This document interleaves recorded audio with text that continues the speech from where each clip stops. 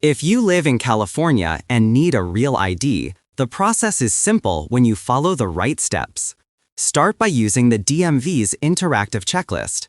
This tool helps you figure out exactly which documents you need to bring. Next, complete the Real ID application online.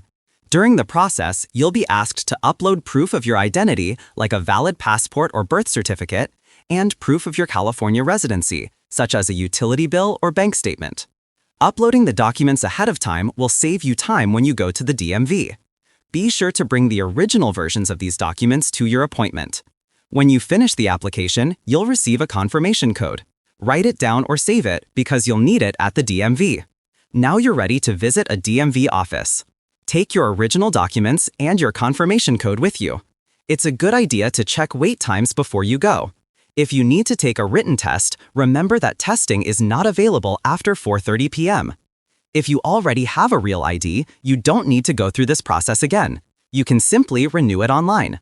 That's all it takes to get your California Real ID.